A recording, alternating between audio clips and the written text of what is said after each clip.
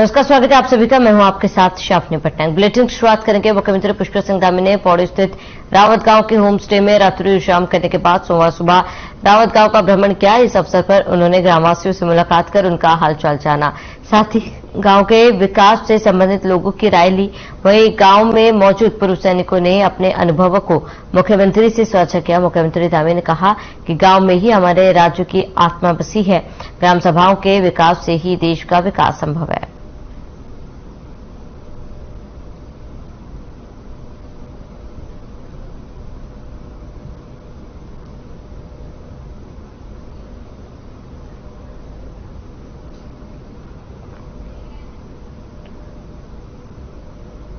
Cabinet मंत्री सतपाल महाराज रुड़की पहुंचे। इस दौरान मीडिया से मुखातिब होते हुए हरिद्वार में अंतर्राष्ट्रीय हवाई अड्डे को लेकर कहा कि सरकार को हरिद्वार में 2 स्थानों को चिन्हित कर रिपोर्ट भेजी है। यदि यहां अंतर्राष्ट्रीय हवाई अड्डा बनाया जाता है तो दूसरे देश विदेश आने जाने वाले यात्रियों को कोई परेशानी नहीं होगी।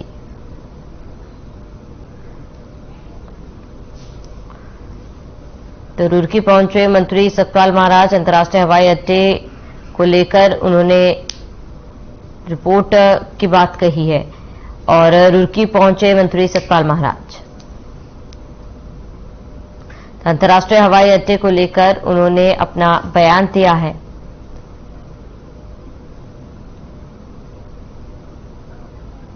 पर्यटन के क्षेत्र में मेरे निजी विचार हैं। हरिद्वार में एक अंतर्राष्ट्रीय एयरपोर्ट होना चाहिए। इससे जो है हमारे हरिद्वार का महत्व बढ़ेगा और जो सभी लोग जो है यहाँ आएंगे, हमारे लॉस एंजलिस से, लंदन से, न्यूयॉर्क से और उसके बाद और भी देशों से यहाँ सीधे जहाज उतरेंगे और यहाँ लोग उतरेंगे और यहाँ पर जो है हमारी चारधाम यात्रा में शामिल होंगे। योगा फ्लाइट्स होंगी, ध्यान फ्लाइट्स होंगी और जो यहाँ पर धर्मगुरु हैं उनके शिष्य भी सीधे आ सकेंगे। तो ये बहुत महत्वपूर्ण है कि हरिद्वार में इंटरनेशनल एयरपोर्ट हो। ये मेरा निजी सुझाव है। हमने भूमि का चयन किया है और अगर बन जाता है तो यहाँ हजारों लोगों को रोजगार मिलेगा। हमारे जो युवक बच्चे भटक रहे हैं उनको भी रोजगार मिलेगा और उनका जीवन यापन होगा।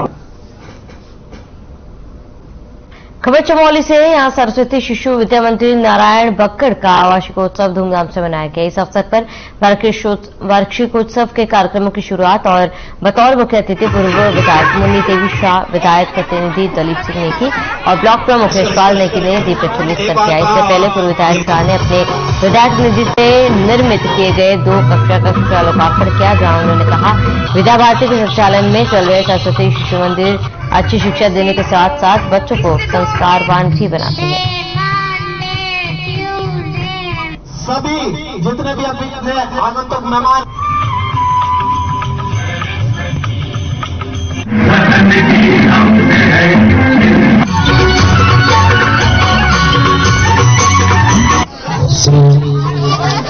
अदिति है और आज हमारे विद्यालय में 2022-23 का वार्षिकोत्सव संपन्न हुआ।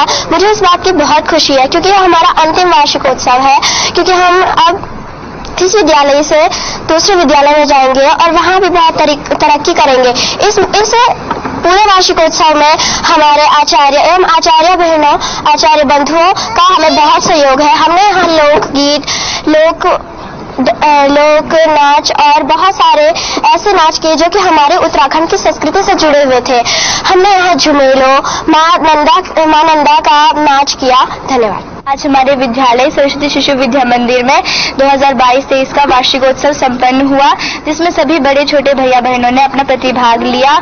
इसमें हमारे आचार्य बंधु एवं आचार्य बहनों का भी बड़ा सहयोग है और ये मैं बहुत खुश हुई इस वार्षिकोत्सव से, क्योंकि ये हमारा आखिरी स्कूल का आखिरी साल है और हमारा आखिरी वार्षिकोत्सव है, इसीलिए ये बहुत यादगार भी है। जो हमारे आधारभूत विषय हैं उन विषयों का हम अपने भैया बहनों को विद्यालय में उसका अभ्यास कराया जाता, उसका ज्ञान दिया जाता। आज हमारा जो वार्षिक उत्सव था, इसमें सारे कार्यक्रम हमारे भैया बहनों ने प्रस्तुत किए। इसमें योग, हमारे संगीत, हमारे नाटक, अंग्रेजी, हिंदी, भोजपुरी, डांडिया इत्यादि बहुत सारे कार्यक्रम इन्होंने प्रतिभाग किया। और हमारे जो अतिथि लोग आए थे उसमें माननीय पूर्व विधायिका श्रीमती मुन्नी देवी शाह जी, हमारे खंड के प्रथम नागरिक ब्लॉक प्रमुख जी श्रीमान यशपाल सिंह नेगी जी,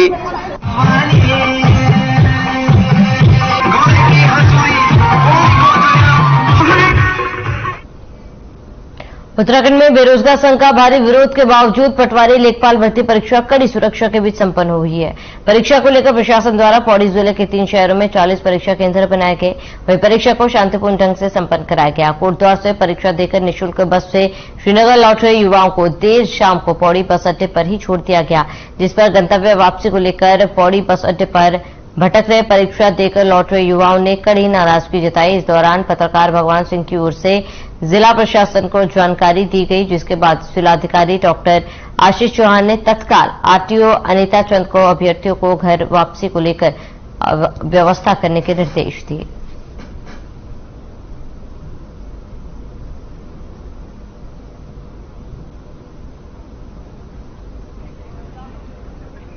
तौर से पटवारी का पेपर देके आए हैं तो वो तो सुना है कि लीक हो गया, बट हम पौड़ी तक तो यात्री वाली बस में आ रखे हैं। तो यहाँ आके पता चला है कि 8 बज रहे हैं और 8 बजने पे पता चला है कि बस वाले बोल रहे कि हम नहीं लेके जाएंगे और टैक्सी वाले बोल रहे कि अगर फ्री की गाड़ी में आए तो यहीं से फ्री की गाड़ी क्यों नहीं छोड़ा उन्होंने तुम्हें। तो उनका बोलना नहीं सही, अगर यहाँ तक है तो हमें श्रीनगर तक लेके क्यों नहीं गए ये बस वाले। यही कहना चाहते हैं कि अगर हमें आधे रास्ते क्यों पहुंचाए, या तो वहीं से मत उठाते बस में।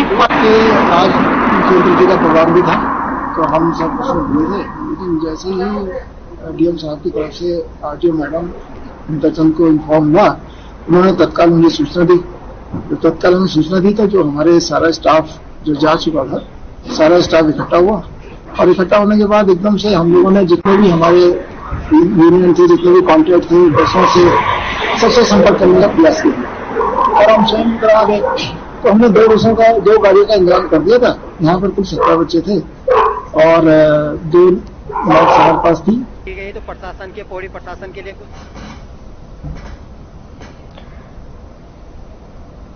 प्रशिक्षित बेरोजगारों पर लाठीचार्ज का कांग्रेस महिला मोर्चा की जिलाध्यक्ष नंदा बिष्ट ने कड़ी नाराजगी व्यक्त की।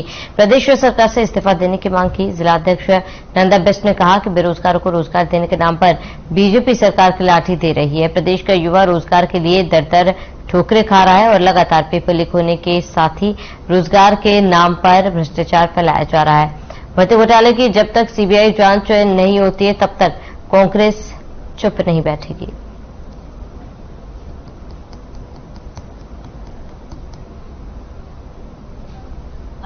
जो युवाओं पर अपना जोर आजमा रही है, जल्द ही धाकड़-धामी को इसका खामियाजा भुगतना पड़ेगा।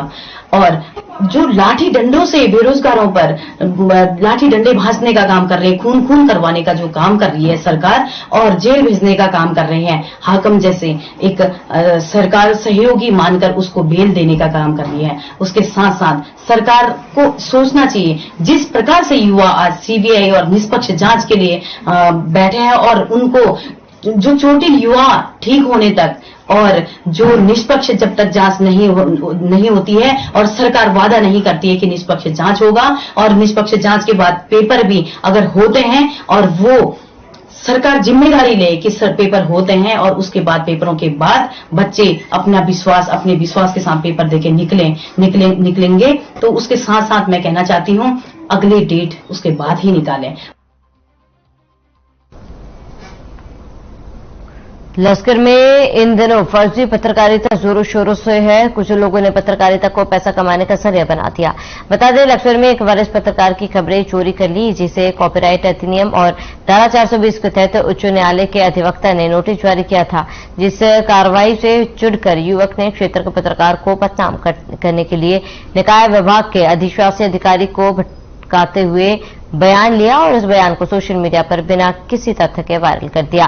बता दें कि स्थानीय पत्रकार ने प्रधानमंत्री आवास योजना के तहत आवेदन किया था, लेकिन व्यक्तिगत और वाजिब कारणों के चलते आवेदक ने 2 साल पहले निकाय विभाग और शहरी विकास निदेशालय को लिखित रूप में अपनी सब्सिडी रखवा कर थी, मगर इस कार्रवाई का संज्ञान तथाकथित पत्रकार को नहीं था।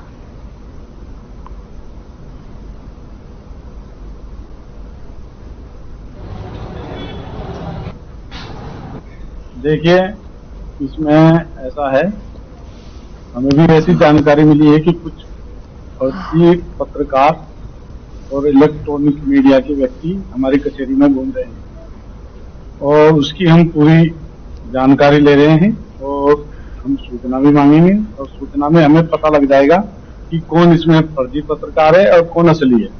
तो अगर हमें ये जानकारी मिल गई कि ये फर्जी पत्रकार है, इनकी लिस्ट हमें, ओरिजिनल पत्रकारों की हमें लिस्ट प्राप्त हो जाएगी, फिर हमें पता लग जाएगा कि फर्जी पत्रकार कौन कौन है इसमें, और हम उनके खिलाफ कंप्लेंट डालेंगे, उनके खिलाफ कानूनी कार्रवाई करवाएंगे। देखिए लक्सर में आजकल कुछ फर्जी पत्रकारों की ज्यादा ही बाढ़ आ गई है।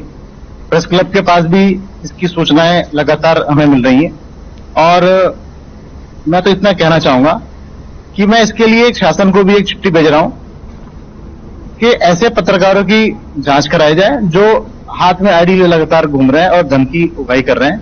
हाल ही में एक मामला भी आया था, हमारे संज्ञान में आया था मामला एक, कि नगर पंचायत का एक मामला था, हमारे पत्रकार साथी के खिलाफ एक मामला, जबकि पूरा ही फर्जी था। तो वो भी गलत है, इस तरह की हरकतें करना सही नहीं है। और जितने भी ये 2 नंबरी पत्रकार घूम रहे हैं, मैं खुद इनके खिलाफ मुकदमा दर्ज कराऊंगा, इनको जेल भिजवाने का मैं काम करूंगा। वहीं उत्तराखंड में नए नकल विरोधी कानून के तहत शिकंजा कसना शुरू हो गया है। रविवार को उत्तरकाशी में पहला केस दर्ज हुआ। सरकार और राज्य लोक सेवा आयोग ने चेतावनी दी थी कि पटवारी लेखपाल भर्ती में पेपर की सील खुली होने जैसी अफवाह फैलाने वालों पर नए नकल कानून के तहत कार्रवाई की जाएगी। रविवार को पटवारी लेखपाल भर्ती की परीक्षा संपन्न होने के बाद सोशल मीडिया और अन्य माध्यमों से कई जगहों पर गड़बड़ी के आरोप लगे। किसी ने पेपर की सील खुली होना बताया तो किसी ने दूसरे कारण गिनाते हुए सवाल खड़े किए। इन सभी सूचनाओं के आधार पर सरकार ने सख्त रुख अख्तियार कर लिया है।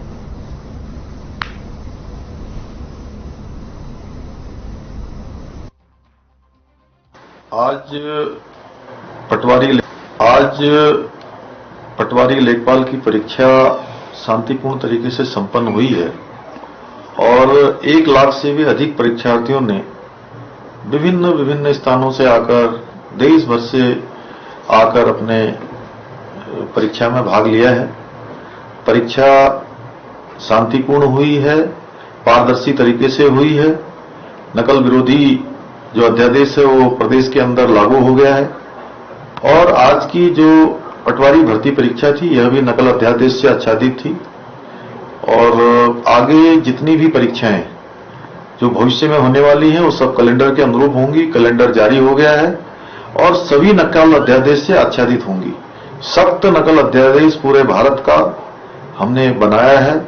परीक्षा से संबंधित कोई भी अफवाह फैलाता है या कोई भी गलत सूचना, भ्रामक सूचना देता है अनुचित साधनों के बारे में या प्रश्न पत्रों के बारे में, जो बेबुनियाद सूचना है जिसकी कोई पुष्टि नहीं हुई है, इस तरह की अफवाह आजकल बहुत सारे लोग सोशल मीडिया पे फैला रहे हैं। उसके विषय में आप सभी को अवगत कराना है और आपके माध्यम से, आपके चैनल के माध्यम से सभी युवाओं को और जो परीक्षार्थी हैं उनके परिवार वाले हैं, मैं सबको अवगत कराना चाहती हूं कि अफवाह फैलाने पे सख्त कार्रवाई होगी जो इस अधिनियम में दिया हुआ है। चमोली में केदारनाथ वन्य जीव प्रभाग के नागनाथ रेंज में जंगलों में लगी आग को रोकने के लिए पोखरी के सभी ग्राम सरपंचों के साथ वन विभाग की गोष्ठी का आयोजन किया गया। सभी ने अपने अपने सुझाव दिए और वहीं वन रेंज अधिकारी नवल किशोर ने कहा है कि अराजक तत्वों पर इस बार बड़ी कार्रवाई होगी। इस दौरान मसौली के सरपंच गढ़वाली गीत के माध्यम से सभी को जागरूक होने की अपील भी की है। वह कार्यक्रम के मुख्य वक्ता श्रवण सथी ने वनाग्नि को लेकर कहा कि ग्रामीणों को जंगलों को बचाने में अपना सहयोग करना चाहिए। वहीं इस दौरान सभी व्यक्तियों ने जंगलों को आग से बचाने के लिए शपथ ली। वहीं वन दारोगा मोहन बर्तवाल ने कहा आग से जंगलों को बचाने के लिए ग्रामीणों को पुरस्कार देना चाहिए जिससे आने वाले समय में हर एक ग्रामीण बड़ी संख्या में जंगल को बचाने में मदद करेगा।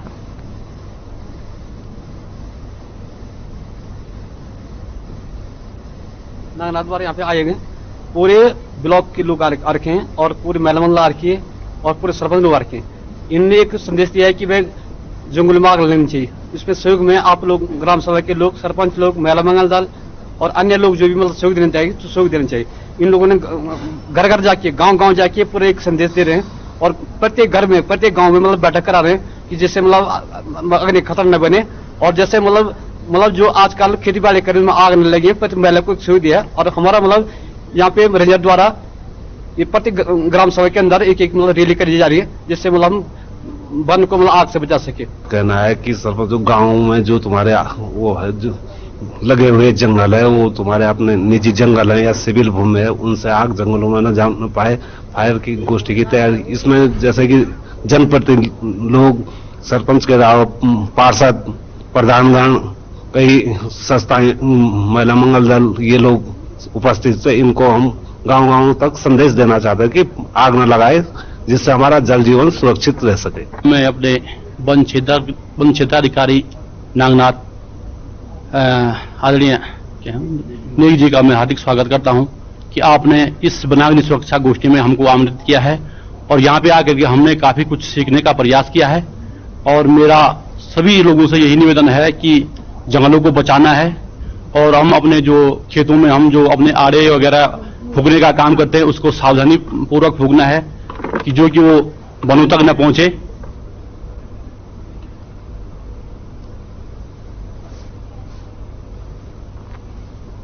वहीं हरिद्वार के सिडकुल में दामाद ने अपनी सास की गला दबाकर हत्या कर दी थी। हत्या की घटना से क्षेत्र में सनसनी फैल गई। बताते बिजनौर जिले के रहने वाले बसंती देवी सिडकुल में मजदूरी करके रह रही थी। सुबह 4 बजे दामाद ने सास के कमरे में पहुंचकर गला दबाकर हत्या कर दी। उसके बाद पुलिस को अपने फोन से ही सूचना दी। सूचना मिलने पर पुलिस मौके पर पहुंची और शव को कब्जे में लेकर पोस्टमार्टम के लिए भेज दिया।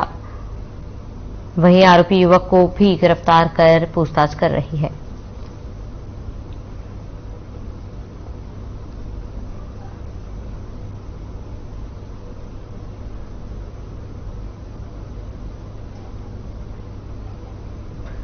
पिछले 23 सालों में अभी तक गढ़वाल और कुमाऊं की लाइफलाइन कही जाने वाली कड़ी रोड नहीं बन पाई है, जिसके कारण यहां के लोगों को यूपी होकर गुजरना पड़ता है। हरिद्वार और कोटद्वार को जोड़ने वाले लालडाक चिल्लरखाल वन मोटर मार्ग पर कुछ समय पहले डमरीकरण का काम जरूर शुरू हुआ था, लेकिन सुप्रीम कोर्ट ने वन कानूनों का हवाला देकर उसको भी बंद करवा दिया, जिससे हरिद्वार भी लालडाक और कोटद्वार की जनता को परेशानियों का सामना करना पड़ रहा है।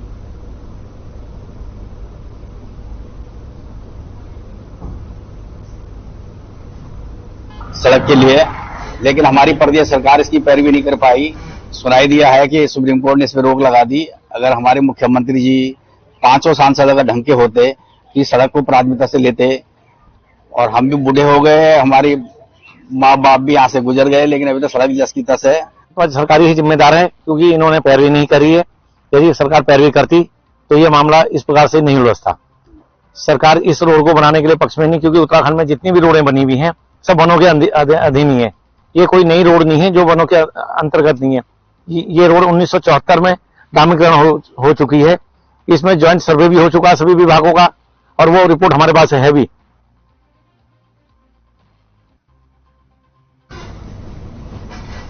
ऋषिकेश में एक डॉक्टर की लापरवाही से युवक की मौत का मामला सामने आया। युवक की मौत होने पर परिजनों ने ग्रामीणों के साथ मिलकर जमकर हंगामा किया।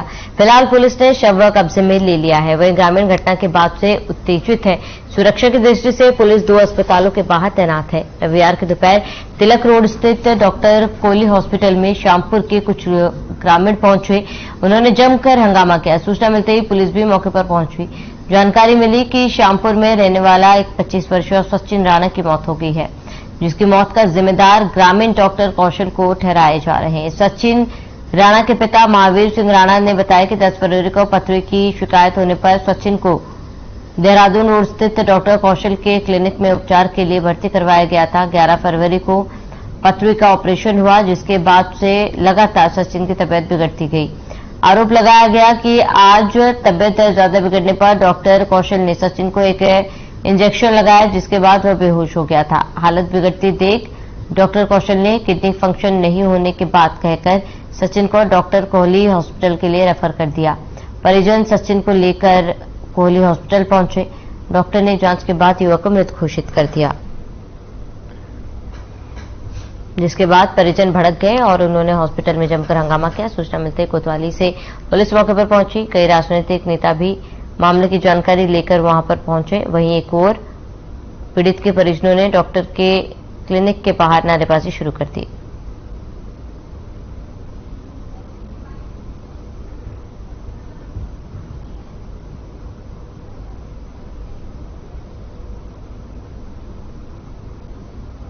हमारे भाई बड़े भाई महावीर सिंह राणा है, इनके सुपुत्र जो सचिन राणा इनको इन्होंने पत्रिका ऑपरेशन के लिए 9 तारीख को शाम के यहाँ लाया था। उसने उसका पत्रिका ऑपरेशन भी मतलब कुछ हद तक उसने किया, उसको उसमें सफल नहीं हो पाया। उसके बाद उसने आज की जो यहाँ उसने रेफर किया इसमें हॉस्पिटल में, और यहाँ जब उसकी तकरीबन लगभग 2-2.5 के बीच में उसकी उन्होंने कहा कि मृत्यु हो गई। अब सारी जिम्मेवारी किसी डॉक्टर ने उसका ऑपरेशन किया, सारी जिम्मेवारी उसकी बनती, उसने उसका केस बिगाड़ दिया। केस उसने बिगाड़ा। आज हमारा पूरा गांव सारा एकत्रित हो रखा है, अस्पताल का घेराव कर रखा है, और हम चाहते हो डॉक्टर यहाँ से फरार है। अब फरार किसने करवाया, या इस अस्पताल वाले ने कराया या खुद हुआ, अब ये जांच का विषय है। कहता है कि उनकी पत्रिका से शिकायत इसकी, और मैंने इसका सीटी स्कैन कराया निर्मल में, और इसमें निर्मल ने बालक ने इसको अपना वो दिखाया, सीटी स्कैन दिखाया। इसने कहा कि 9 तारीख से सीटी स्कैन दिखाया, 10 तारीख को इसमें तेरा ऑपरेशन हो जाएगा। 10 तारीख से 2 बजे से ऑपरेशन किया, कह रहा था कि 11 तारीख तुम घर चल जाना। तब उसको दिक्कत आई, उसको पेन हुआ।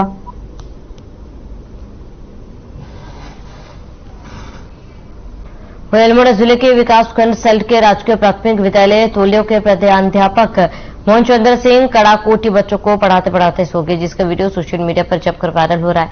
वीडियो वायरल होने के बाद शिक्षा विभाग ने शिक्षक की जांच बैठा दी, जिसके लिए 3 सदस्यों की कमेटी बनाई गई।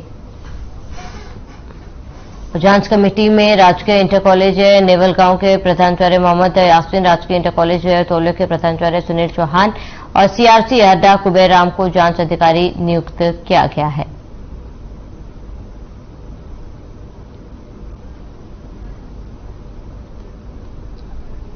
और जितना भी स्लो हो जाता है, वहाँ पे जो अध्यापक हैं वो कुछ सुप्तावस्था में हैं, और इस संबंध में जांच के लिए 3 सदस्यीय कमेटी का गठन हो रहा है, और उनके लिए अभी पत्र जारी हो जाएगा जांच के लिए, जो जांच स्थल पे जाकर के उसकी जांच करके आख्या जो है प्रेषित कर देंगे। ये बेसिक का है, बेसिक का विद्यालय है वो, लेकिन क्योंकि बेसिक उप शिक्षा अधिकारी यहाँ पे वो पद है लेकिन है नहीं, तो खंड शिक्षा अधिकारी के अधीन ये सारा संचालन हो रहा है।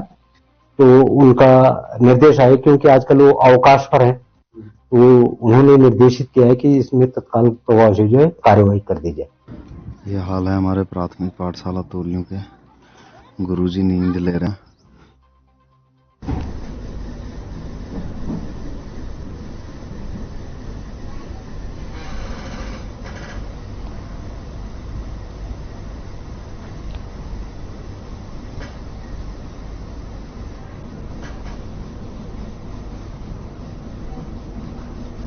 चलिए इसके साथ इस बुलेटिन में फिलहाल मेरे साथ इतना ही। देश और प्रदेश की तमाम बड़ी खबरों के लिए बने रहे हमारे साथ।